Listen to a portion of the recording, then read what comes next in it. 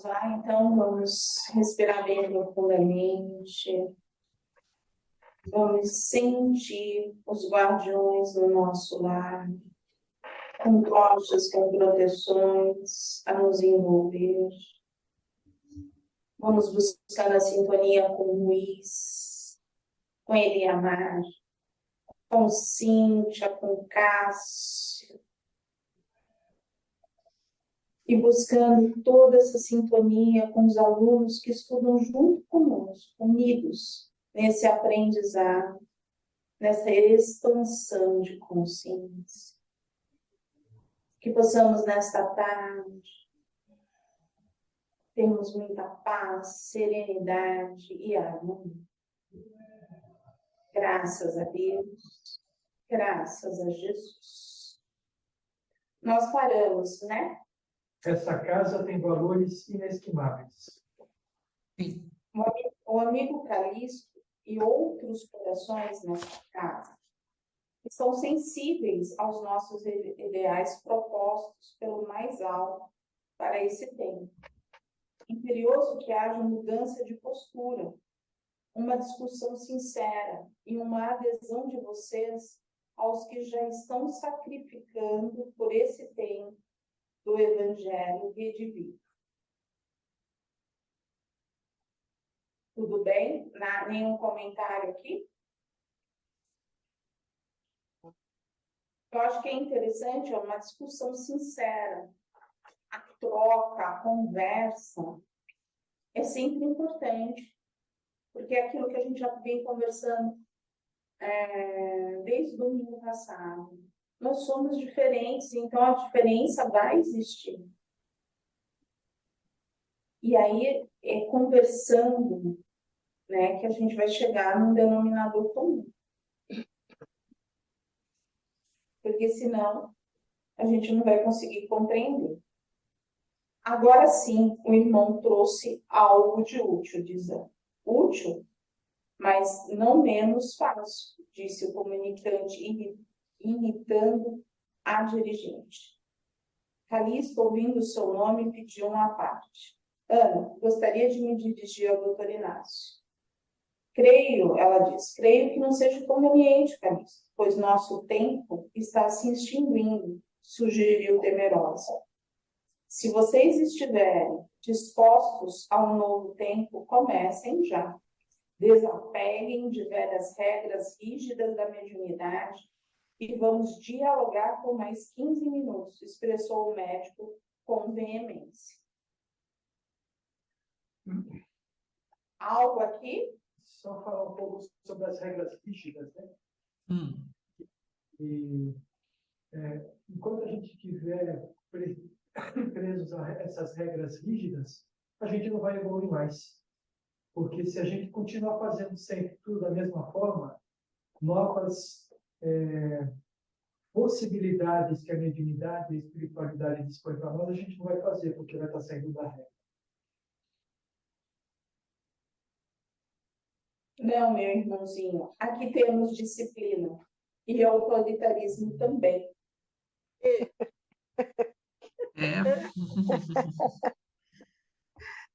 Só você dirige esse grupo em nome do Cristo, esqueça-se da suposta autoridade que julga possuir e pergunte aos demais se eles me concedem 15 minutos. Olha interessante a forma como ele falou. Esqueça-se da suposta autoridade que julga possuir. É como se e a primeira coisa que uma dirigente faz, ou não vamos generalizar, mas que a maioria faz é se revestir de autoridade para poder direcionar. Mas aí é onde que a gente fala, né? Se for parar para pensar, o porquê que se reveste da autoridade? Porque é a forma da defesa. Sim. Eu vou colocar esta regra e aí ele está se defendendo.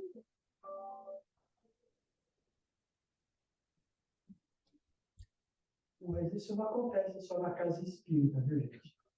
Isso acontece. Acontece em qualquer lugar, em qualquer tipo de afazer que se vai fazer. Sempre que uma pessoa assume a posição de liderar os outros, acaba agindo dessa forma de alguma maneira. Mais forte ou menos forte, mas acaba agindo assim. Isso em casa, nas nossas relações em casa, na família, no emprego, na sociedade. Não é verdade? Sim. Acho que tem tudo. Se eu estou na frente, tem que ser do meu jeito. Uhum. É o erro, porque não pensa que existe um melhor jeito. É o meu jeito.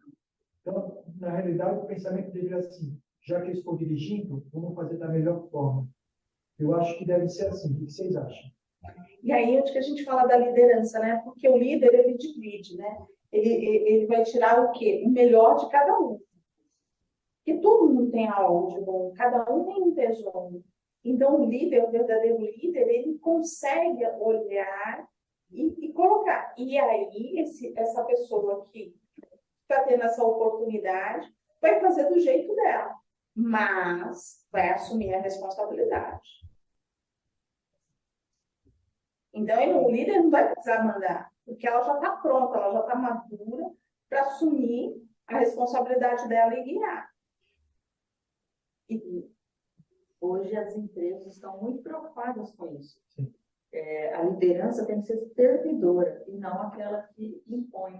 Porque, como imposto, as pessoas acabam fazendo por obrigação, que é exatamente o que a gente está falando. A pessoa tem que fazer parte de um todo, saber que é importante. Aí sim, vai ser um elo onde vai fechar um grupo, um time, e não ser aquela coisa de imposição. Eu tive um chefe uma vez que me falou assim: eu estava conversando a respeito sobre as capacidades das pessoas que tinham no grupo. Então, num bate-papo, né? E aí ele falou o seguinte: o verdadeiro líder não tem pessoas ruins abaixo dele.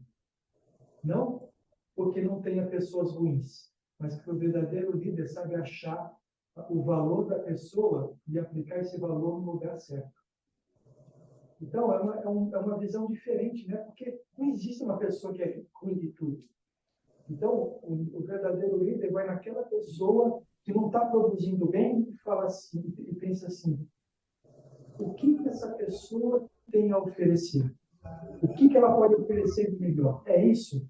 Então, eu vou distribuir para essa pessoa esse tipo de atividade. Por quê?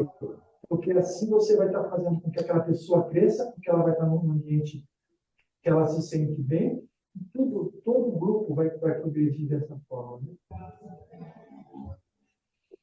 Vocês estão tão quietos hoje? Quê? Estou concordando também, acho também, eu tenho essa opinião também. Porque senão fica um autoritarismo Isso. completo. Você se julga o bom, o melhor, e você deixa de ver o valor do outro, as outras coisas que você pode até ter para você também, como auxílio também. Eu me Acrescentar, vejo né? muito, eu vejo muito aqui, eu tenho um problema aqui como síndica, vocês sabem, né? Eu tenho 5 funcionários. Cada um tem o seu valor. E sempre, como o Sérgio falou, mesmo aquele que tem mais dificuldades, mas a gente vê o lado melhor que ele tem, que a gente brinca. Faça sol, faça chuva, tá com gripe, sem gripe, ele não falta um dia. Reclamam porque ele é muito distraído, ai, não deixa ele na portaria porque ele não dá recado. E eu falei, gente, mas veja o lado bom desse funcionário. Então a gente procura incentivá-lo. Realmente ele tem dificuldades pelo problema de saúde que ele tem, a gente sabe disso. Mas a gente valoriza tanto porque você não precisa pedir para ele limpar isso ou aquilo, arrumar isso ou aquilo, ele não precisa mandar. Ele tem a dificuldade de esquecer os recados que tem que dar lá na portaria. A gente sabe disso. Mas vamos valorizar o lado bom dele. Ele é um ótimo É tudo na funcionário. iniciativa, né? Então, Os É isso que tem que fazer. os outros também têm que colaborar. Então, supre, né? É. Então, a gente procura isso daí. Agora, se eu fosse brigar, todo mundo fica falando, não vou mais brigar com funcionário nenhum. Todos têm o seu jeito, e eu, com isso, eu aprendi que eles mais respondem da melhor maneira para mim do que se eu ficasse lá toda hora impondo alguma coisa. A gente Pois é. aprende. Também É acho, eu muito bom. concordo com a Virgínia. Um complementa o outro. É uma rede, cada um, né, complementa. Um faz uma coisa, outro faz o outro. E assim fica cada um. E tem um supervisor, uma pessoa que administra, né? E que vai aprender também com o grupo alguma coisa. Daí, se você for falar, vamos trazer para nós, do Pingo de Luz. Cada um tem um tesouro. Cada Sim. um tem algo de bom. Tem uma luz Isso. que complementa com o que está do lado. E a gente, entendendo o objetivo do Pingo de Luz, a gente chega lá no mesmo caminho. Agora, se a gente não conseguir compreender tudo isso, a gente começa a ir por caminhos diferentes. Ainda está com dificuldade de me escutar, é isso? Eu tô. Tô ouvindo. Não, você ainda ouviu, mas o Sérgio, eu não escuto quase nada. Dá para ouvir. Ah, então tá bom. Leda, você está com diferença com o Serginho. É isso que ele está dizendo. Toda vez é isso, tadinho. Tadinho dele, Leda. Tadinho, mas eu gosto dele.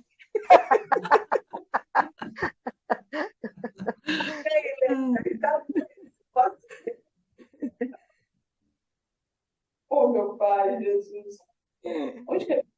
Creio que o irmão não entendeu. Sou a presidenta da casa. Essa é a minha função.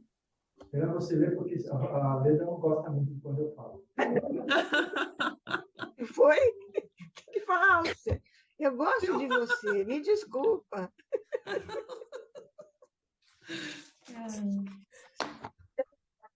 De todos e não decidir o que achar ser certo. Essa é a função. Estar dirigente de uma casa é isso. É fazer em favor de todos, e todos, trabalhadores, assistidos, plano espiritual. A gente tem que estar em sintonia com o plano espiritual. Deixa eu te corrigir. Não é na casa espírita, em qualquer lugar que a gente tiver inserido. Tá, mas eu estou falando da presidenta, né? Na casa... É que senão a gente fica olhando só para a casa espírita. Né? Eu queria tirar o foco da casa espírita. Né? Porque isso não é um problema de espiritismo. É um problema de qualquer lugar. Tenta vir para cá, Sérgio. Tenta mudar, que você está muito longe. É um problema de qualquer lugar que a gente esteja, não é isso? Que a gente tem que respeitar e estar aberta a ouvir a opinião dos outros. Sim, isso. Não só na casa espírita, mas qualquer lugar, né? Senão a gente vai criar muitas divergências. Você está me escutando agora, Zelena? Sim, agora sim. Obrigada. Legal.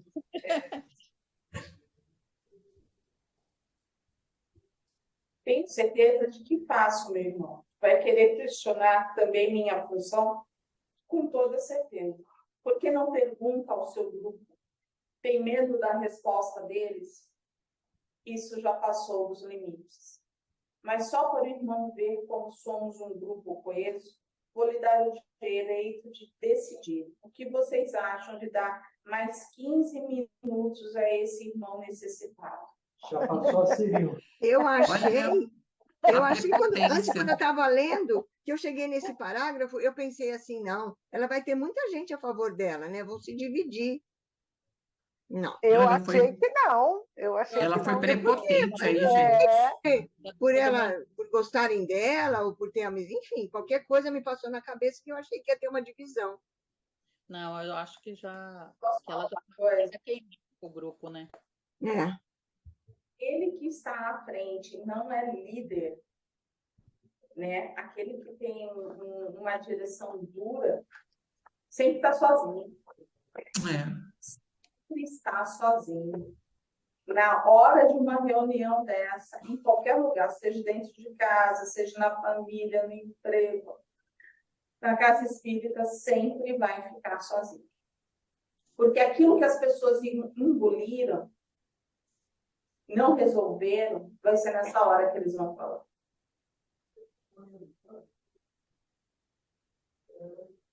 É nessa hora da vida que vai vir. Não se esqueça, quando você impõe as coisas às pessoas, você cria barreiras entre você e essas pessoas. Então, ela nunca vai estar ao seu lado, sempre vai estar do outro lado da barreira, porque você fez dessa forma. Estou amando a comunicação. Nunca vi nada igual. Sempre achei as comunicações muito mornas e sem graças. Porém, essa de agora, disse um participante. Fazendo o Paquinho pegar fogo, tá adorando. Ele estava adorando a briga. Doutor Inácio traz ponderações que já tenho defendido nessa casa. Gostaria de fazer umas perguntas a Vestor Calixto. Gostaria de ver o que mais o irmão tem a trazer. E se puder, quero perguntar. Enfatizou outra participante repleta de receios de ser inconveniente. Aí está. Oi? Hã? Não. Não. Não, manifestando favoravelmente a continuidade do diálogo.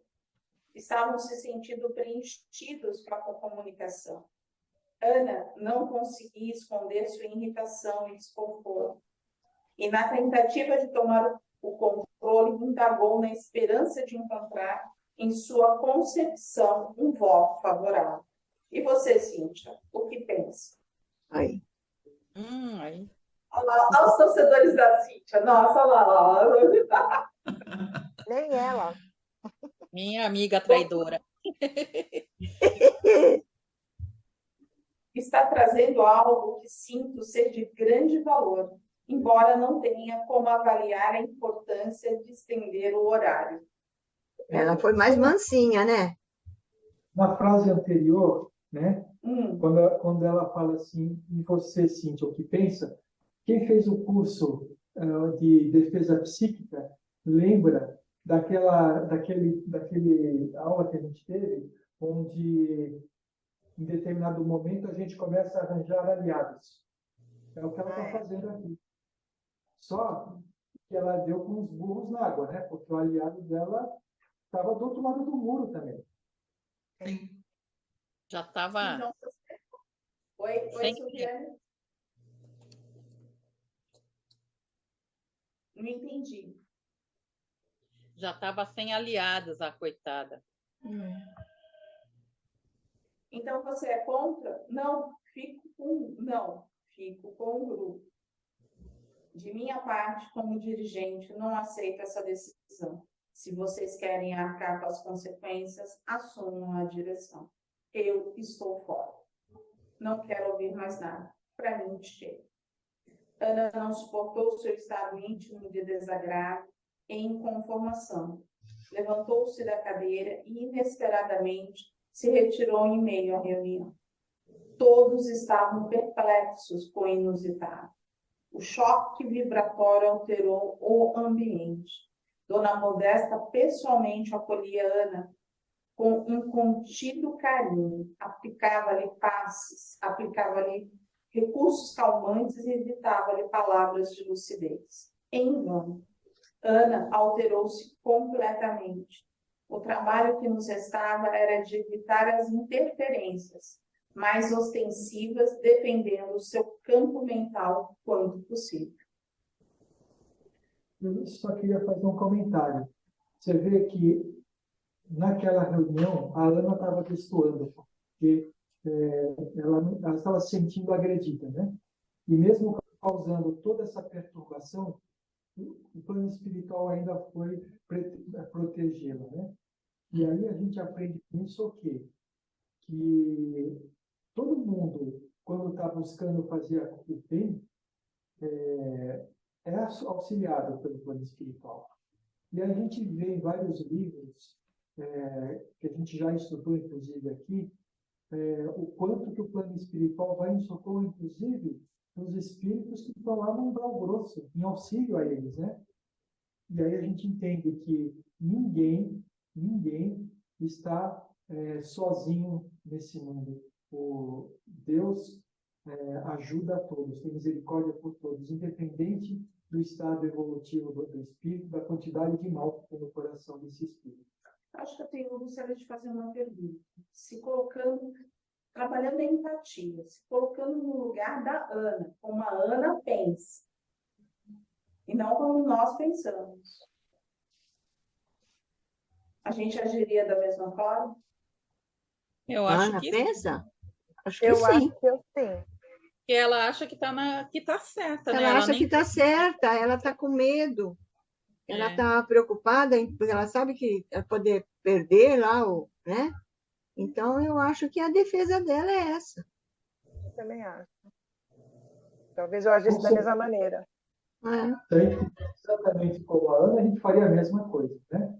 Agora, o que a gente precisa, com esse exercício de empatia, fazer é perceber o quantas vezes a gente já não fez isso. Não exatamente da mesma forma, com tamanho impacto, mas quantas vezes a gente já não deixou as pessoas, assim, entre aspas, falando sozinha, porque não concordavam com a gente. Sim. Então, mas talvez em peso diferente, mas a gente também faz isso. E a leitura ajuda a gente a perceber que a gente faz isso também e a gente se policiar, porque muitas vezes o que as pessoas estão falando para nós faz todo sentido, só que não é aquilo que a gente está querendo dizer. Então, a gente se coloca numa posição de defesa e acaba levando esse ambiente pesado que ficou na sala aqui agora. Né? Ao sair do ambiente do centro espírita, foi imediatamente protegida pela equipe de Isabel de Aragão. Uma chusma de entidades se aglomerou em torno dela, tentando saber o que ocorria lá dentro da casa. Infelizmente, devido ao estado emocional de descuido e pela língua indisciplinada, é que os adversários do trabalho espírita se empenharam de detalhes que deveriam merecer o silêncio, a discrição e a vigilância. O grupo ficou dividido entre a decisão infeliz da dirigente e o convite lúcido de Dr. Inácio. Calixto trazia um misto de sentimentos. Mesmo assim, com extrema insegurança na alma, assumiu a coordenação. Eu queria fazer um paralelo. Em todos os trabalhos que a gente realiza, toda vez que a gente tem uma discordância do que está acontecendo, isso daqui acontece. Novamente, em maior ou menor grau, acontece esse tipo de coisa. É aí que aparece aquilo que a Valéria costuma falar sempre, as brechas. Né? Porque a partir do momento que a gente se desliga do trabalho, aqueles espíritos, nós sabemos que são muitos, que não querem que o trabalho aconteça, eles vão ficar falando nos ouvidos da gente para que a gente possa desistir do trabalho ou, pior ainda, né? Levar ainda mais a desarmonia para o grupo. Né? Fica ali, ó. Só. Oi, Silviane? Buzinando assim nos pensamentos. Amigos, vamos manter a calma? Depois pensamos na atitude de Ana. Doutor Inácio, o senhor tem algo a mais a nos dizer? Quero dizer que, da minha parte, a tarefa está se cumprindo conforme a programação. Preciso ser claro e firme. Precisamos dessas aletivas tão duras? Todos precisamos quando estacionamos no devaneio da grandeza espiritual, acomodados no trono psíquico do orgulho que alimenta a falsidade. Nossa equipe que aqui se encontra foi orientada para tocar trombetas em favor dessa casa. Então, essa coisa de ser Ah, eu já conheço o espiritismo. Ah, eu já estudei. Agora eu já fiz toda a minha reforma íntima. Eu já fiz tudo. Não acontece. A gente dá o primeiro passo. A gente dá o primeiro passo. E é um passo pequenino. Né? Essa grandeza, eu sei tudo. A gente está anos-luz. Quem solicitou essa medida? Eurípides Balsamão. Perdoe a pergunta, mas a medida não terá sido forte demais? Acredito que não. É preciso saber se querem que continue. Minhas palavras são claras. Meu sentimento, porém, é de um amigo que vocês ainda não encontraram. O Senhor é muito categórico, incisivo. Faço o que me pedem dentro do que posso. E aí, assim, ó, vamos lembrar de todas as nossas mensagens. Ruiz vem, sempre tenta conversar, trazer coisas para nos clarear. Maria Amélia, então, nos carrega no braço. E quando vem os 7 flechas? Não é porque falta amor a ele, mas ele não vai te dar uma segunda oportunidade. Ele é como o doutor Inácio também, né? Direto e reto, né? É. Por quê? Porque já vieram os outros, falaram a mesma coisa. E é aquela coisa, todo mundo vai falar, eu e o irmãozinho. É um probleminha. E gostar do que você está falando, é a mesma coisa que vai ser dita aqui agora. Porque o próprio Eurípides, ou outro enviado dele, não nos traria a mensagem de forma mais amena? Já trouxe, e não foi ouvido. Trouxe e vocês fizeram uma reunião de diretoria para avaliar, discutir e procrastinar. Os benfeitores trouxeram livros inteiros que envelhecem nas prateleiras. Enviaram muito consolo e esclarecimento. Agora é a hora de acordar das ilusões. É aquela hora em que o Cristo nos chamou à raça de víboras. É o momento em que ele entra no templo íntimo de nossas concepções e expulsa os vendilhões da sua causa. É a hora. Ou vai ou não vai. E a gente tem que falar disso direto, né? Que não tem papel aqui. Né? Não dá. A gente fez aí, deu o conteúdo da Escola de Aprendiz do Evangelho, o conteúdo doutrinário da Escola de Aprendiz do Evangelho, em 3 meses e meio, 4 meses, né? Em uma Escola de Aprendiz do Evangelho, 2 meses e meio, 2 anos e meio a 3. E por que foi feito dessa forma? Porque a gente não tem mais tempo.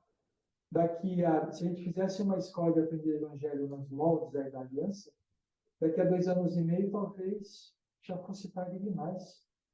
Daqui a 2 anos e meio, estaria começando a colocar em prática todo esse aprendizado. E no estudo que a gente fez, o aprendizado está, assim, sabe, está trocando o pneu do carro com o carro em movimento. É isso que a gente está fazendo, né? O Senhor chega a nos humilhar. Não é a minha intenção, não é essa a minha intenção. Talvez assim consigam dobrar moralmente o orgulho. A humilhação é um sintoma de que não queremos sair do patamar ilusório de grandeza que possamos possuir. A gente sempre leva naquela coisa, né? Ah, eu estou sendo ofendida. Ah, eu vou para a defesa, né? Eu vou me defender porque ele está me atacando. Não. Ele está falando a clareza. Você quer? Vocês querem? Está aqui. Vocês não querem? Está tudo bem, assumem isso. Para mim não dá. Tudo bem, vai ficar com uma outra encarnação. Mas se você se comprometeu, abraça e vai. Ah, não estou bem. Gente, quem está bem 100% na Terra? Na Terra, hoje, quem está bem? Ninguém.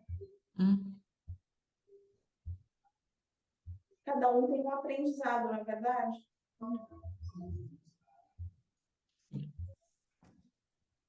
Será que estamos tão mal assim? Ai, Helena, eu juro que quando eu li isso aqui, eu me lembrei de você. É minha cara. Eu vou utilizar a pergunta. Com toda a sinceridade da alma, sentimos-nos no caminho do bem. Estão. Por que, então, tanta reprimenda por acharem que estão fazendo mais do que realmente fazem? Fazendo mais bem. Delírios de grandeza. Leandro, desculpa, mas não teve como. Eu me lembrei de ti. Nessa frase, você aledia aqui. Mas a gente está conseguindo.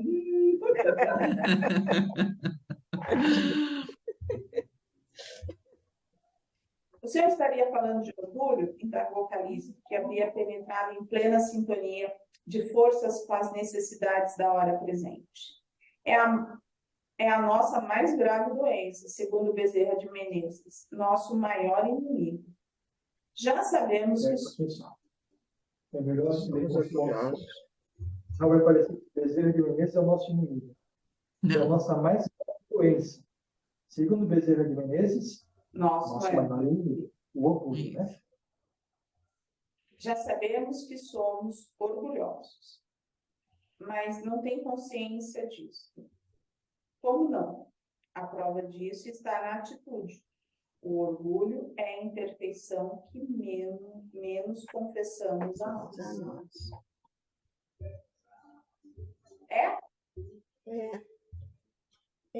O orgulho atrapalha tudo, estraga tudo. Uhum. Né? A gente tropeça, né? Tá sempre tropeçando é o começo no do orgulho. mal de qualquer sentimento que você tenha errado. O começo dele é o orgulho. O orgulho porque te se defende, quer se defender que você não está errado. Então, tudo parte do orgulho. Porque eu vejo que, às vezes, quando a gente admite para a gente mesmo que a gente é orgulhoso, a gente desculpa.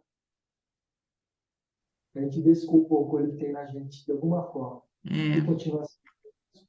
Porque a gente busca... Vamos parar por aqui? Né? Que atitude, né? E que atitude... nós iniciamos também. Por quê? O que acontece? Vamos lá, vamos tentar conversar um pouquinho mais sobre isso. A gente se defende por quê? Eu acho que a gente se defende da gente mesmo, não é? A gente se defende no sentido assim, eu não quero ver isso. Eu não quero ver isso. Porque a gente não quer tirar nossas máscaras. A gente se defende porque a gente não quer mostrar intimamente como nós somos, para a gente se sentir acolhido na sociedade, aceito, não é isso? A gente se defende da gente. Acho que mesmo quando tirar as máscaras, é não querer admitir que eu sou assim. Uhum. Eu já não quero admitir, então eu vou arrumar desculpas, vou arrumar uma forma de me enganar. Enganar as outras pessoas também não saber. Parte do princípio é esse, a gente se enganar, eu me enganar. E ali a gente continua alimentando, né? Essa erva daninha que já vem, de séculos. Não vem de agora. E aí essa defesa vai crescendo cada vez mais. E aí, muitas vezes, a gente tem orgulho de ser orgulhoso, né? Eu tenho orgulho de... Eu sou assim. Aí a gente começa, eu sou assim, eu vivi assim, eu morri assim. Verdade. Porque eu fiz certo, eu não fiz errado. Né? Como? O outro ia passar por cima de mim. As minhas intenções eram as melhores?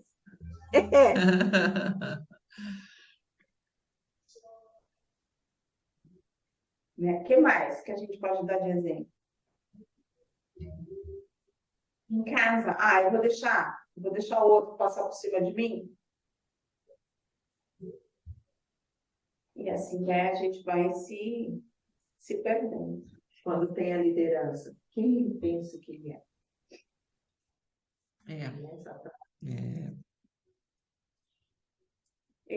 Assim, Eu posso falar um pouquinho, né? Porque eu sempre estive à frente na casa espírita. Mas é aquilo que, assim, é difícil ser líder, porque líder, para você ser líder como Jesus, porque Jesus foi o nosso maior líder, ele é o nosso exemplo de liderança, você tem que ter transformação. Se transformar, você tem que largar o orgulho, porque você não transforma. Então, assim, como que é estar à frente de um trabalho que necessita de uma liderança, trabalhar o orgulho e trabalhar que você vai receber crítica. Porque o outro pensa diferente de você. E você equalizar tudo isso dentro de você. Então, eu falava assim, tinha pessoas, que é onde eu aprendi isso. Quando se tinha a afinidade, né? Essa afinidade, tinha um amor, tinha admiração, as coisas andavam, as coisas se completavam. Então, assim, eu fazia um pedacinho, o outro ia fazer outro pedacinho e dava tudo certo. A gente chegava naquele objetivo. Mas quando já existia aquela diferença de olhar, já não existia uma sintonia tão fina, ali era um grande aprendizado. Aí embaraça tudo. Aí não anda, né? Não anda, não vai. Ali vai entrar quem vai duelar mais. E aí é o grande erro, porque você perde. E aí, se estiver na casa espírita, é uma grande perda. Se estiver num relacionamento de amizade, é uma grande perda. Num ambiente de trabalho, idem. Porque é nessa hora que o chefe bate no peito e fala, eu sou o chefe. Manda quem pode, obedece quem tem juízo. Então, eu vejo muito isso. As afinidades, esse olhar de admiração, é muito importante. É extremamente importante. Olhar, né? E aí as coisas começam a melhorar. Agora, quando não tem isso,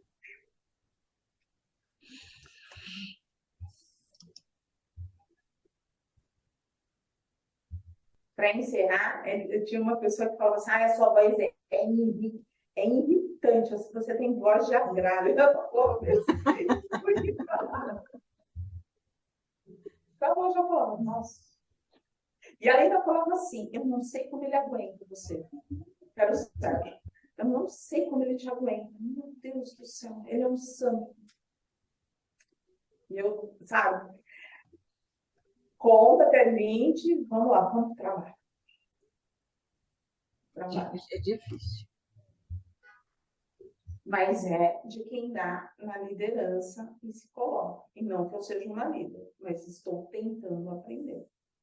De líder, só tenho Jesus para mim ser meu guia. Mas é difícil. Eu estava aqui pensando numa coisa que me ocorreu agora, do livro. Se alguém depois for falar alguma coisa para a Ana, eu não li mais para frente, não sei, falar da minha cabeça.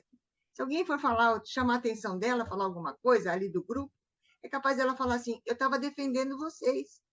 Eu fiz aquilo tudo por causa do grupo. Entendeu o que eu estou falando?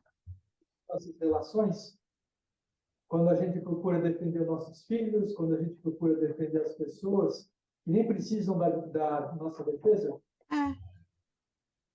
Não, mas eu estou falando por causa do orgulho dela, não é?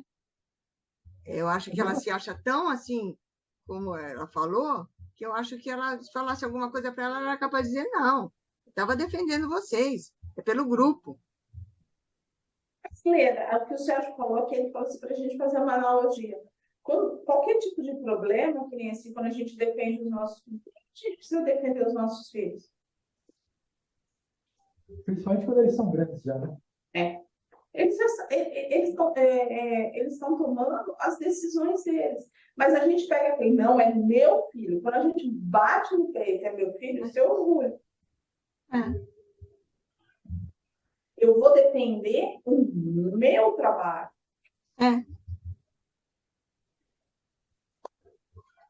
Né? Então, ó, o meu, ó o orgulho, né? Sim, entendi. Vejo isso, que nem assim, vou defender o meu pingo de luz. O pingo de luz é meu. Tá certo. E vocês veem como a gente vai se apropriando das coisas, né? Quem que era o dirigente do trabalho nessa noite? Era o Calixto. E quando ela vai embora, ela fala assim, eu sou a dirigente do trabalho. Ela se apropriou do trabalho que era do outro, no final das contas, né? É porque ela começou falando que ela não podia ser colocada na berlinda porque o trabalho era do Calixto. E aí, na hora de ir embora, ela fala assim, eu sou a dirigente do trabalho. Mas aí acho que ela queria dizer, se a gente for refletir, na direção de tudo, né? Direção da casa. Da casa. Mas o que eu quero dizer é o seguinte, a gente vai utilizando esses subterfúgios para poder aumentar o nosso poder perante as dificuldades que se apresentam. Mas é tudo poder ilusório, né? E aí, se a gente voltar para pensar numa coisa, como que Jesus falava?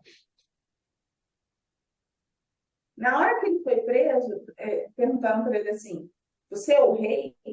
Você que está dizendo. Ele não disse nada. Você que está dizendo. Você é o Messias, né? Você é o Messias? Você que está dizendo. Né? Se fosse outro lá, não, eu sou o rei.